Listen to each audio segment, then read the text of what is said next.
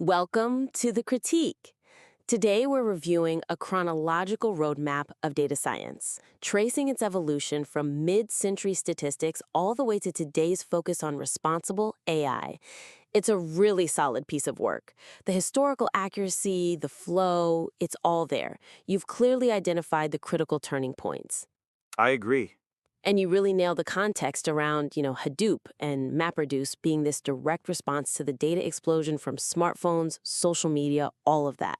Yeah, the roadmap itself is crystal clear. It guides the reader perfectly. And I especially like the inclusion of the philosophical shifts, not just the tech. Right. Highlighting the fourth paradigm in 2009 as that moment of integration, that's crucial. But because the foundation is so strong, I think we have some big opportunities here. Exactly.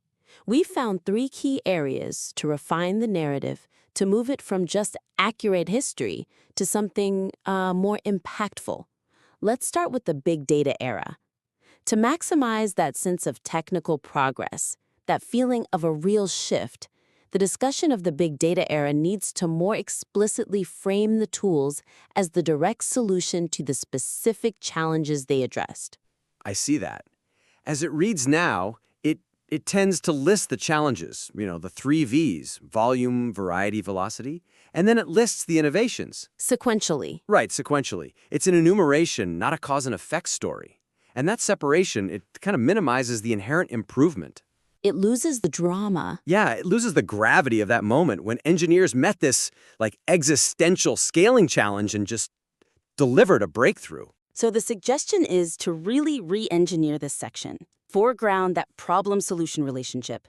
Make these advancements feel less like incremental updates and more like these necessary, dramatic victories over old computing platforms. I get the goal, heightening the drama. But how do we do that? The audience already knows what Hadoop is. It's in the details. We tie the specific tool back to the specific problem it solved. So, for example, one way to do it is to structure the section around how the growing volume and variety of unstructured data, web logs, sensor data, all of it, just completely overwhelmed the established databases. Right, the relational systems couldn't. They just couldn't ingest it. Not at that speed. And then the only answer, architecturally, was distribution, parallelization. And that's where you introduce MapReduce, not just the software, but as this elegant new programming model that made parallel processing possible on cheap hardware. Exactly. It makes it clear this wasn't just a preference. It was a necessary re-architecture of computation itself. I see. Another way to do it then would be to frame Hadoop as the urgent answer to something specific. Yes. Like the data coming from the Internet of Things, the IoT, all those petabytes of semi-structured information. Perfect. That moves the description from a tool was created to this architectural improvement was designed because existing statistical tools had absolutely no hope of handling this new scale. That focus on necessity is what does it. It shows these tools were born out of a requirement. It changes the tone from a historical listing to a narrative of technical imperative. Which is a huge upgrade. Okay, let's move to the next conceptual waypoint, the discussion around Jim Gray's 2009 fourth paradigm. To fully capture the roadmap's conceptual breakthroughs, the impact of the fourth paradigm should be positioned not just as promoting interdisciplinary collaboration, but as fundamentally redefining the scientific method itself. Okay, the weakness here is subtle, but it's important. The material correctly notes it emphasized, and I'm quoting, interdisciplinary collaboration and integration with fields like biology, astronomy. But that framing, it almost risks reducing a true paradigm shift, a real intellectual milestone, to something like, just better teamwork. It undersells its significance. Massively. Yeah. So the suggestion for improvement is to position this shift as the moment data science matured into a recognized epistemological engine. An epistemological engine. Yeah, a distinct way of generating knowledge that actually altered scientific inquiry, moving it away from the old hypothesis-driven model toward data-driven exploration. That's a powerful distinction. But how do we make that tangible for the reader? How do we show that a new method of inquiry actually emerged? We can illustrate it. Contrast the two methods. Think about the traditional process for I don't know, astronomical discovery. Observation, hypothesis, then you test it. Right. You form a targeted hypothesis and then you go look. Compare that with the modern approach, where your instruments are just generating these massive, continuous streams of data, the data deluge. So in that new context, automated data mining becomes a prerequisite. You have to find patterns before you even know what hypothesis to form. Exactly. The data volume demands that data science finds the interesting relationships first, and that prompts the hypothesis. It reverses the traditional sequence. Data science stops being just a tool to support science and becomes the method of discovery. Precisely. And you could dedicate a sharp paragraph to that reversal. And building on that point of necessity, The collaboration wasn't optional. It was required. The sheer volume and complexity of data in, say, genomics or high-energy physics, you needed data science methods just to make sense of it. without them, the raw information is almost unusable. So the integration was a necessity for discovery, not just a preference. That makes the fourth paradigm a conceptual milestone, not just an organizational one. Yes. It clarifies the shift was a response to overwhelming complexity. And that leads us perfectly into the final section, the modern era and projecting into the future. The final section on the modern understanding should transition from listing current ethical and inclusion goals to proactively identifying the next generation of technical improvements required to meet those challenges. Yeah.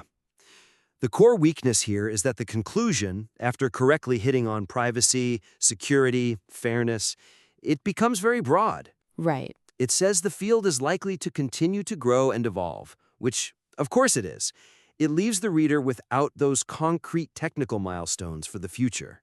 If the historical sections detail MapReduce, the conclusion needs to detail the next wave of solutions. So the suggestion is to use the identified ethical and social challenges as the direct drivers for forecasting the next technical milestones. Exactly. We need to identify the specific engineering advancements that are necessary to solve the social problems we're now putting on the roadmap. This is where it gets really predictive. So, for example, instead of just mentioning the need to address algorithmic bias, the material could project the required advancements in explainability, detailed progress in explainable AI or XAI. Yes, defining XAI advancements, the techniques that let models articulate why they made a decision, that becomes the next critical technical requirement. And that advancement is the primary way we develop and audit responsible data science practices. It's a specific engineering goal driven by a social need. And another concrete example is privacy. Right. Instead of just saying we need privacy and security, the material should project the advancements in privacy-enhancing technologies. We're talking about things like federated learning or advances in differential privacy. Those are the near-future engineering milestones. Federated learning, for instance, lets you train models on distributed data without ever centralizing the raw, sensitive stuff. It's a technical evolution designed specifically to meet the ethical and regulatory demands of today. It shifts the material from stating a goal, we need privacy, to defining a necessary technical evolution. We need new algorithms, new systems to deliver it. And by linking the ethical demands of today directly to the required tech innovations of tomorrow, you complete the narrative. You show the reader where the next wave of research is going to be. It turns the final section from a general summary into a compelling, technically specific forecast. This has been a really valuable discussion. The submitted roadmap is already so strong, and these edits are really just about maximizing its conceptual depth. So, to quickly summarize for you, our recommendations are really in 3 key areas. First, sharpen that big data narrative. Explicitly link the problem to the solution. Frame tools like Hadoop as necessary architectural breakthroughs. Second, elevate the analysis of the fourth paradigm. Move it from just collaboration to a genuine methodological shift in science itself, driven by data volume. And third, use that modern focus on ethics, on fairness, and security to forecast the next critical technical advancements, like XAI or privacy-enhancing tech. These suggestions will really deepen the analysis for any reader. It'll make your roadmap not just accurate, but conceptually profound and forward-looking. The material is high quality. These changes will make it exceptional. We look forward to seeing the revised version. Please feel free to submit your updated material back in for another constructive critique. Until next time.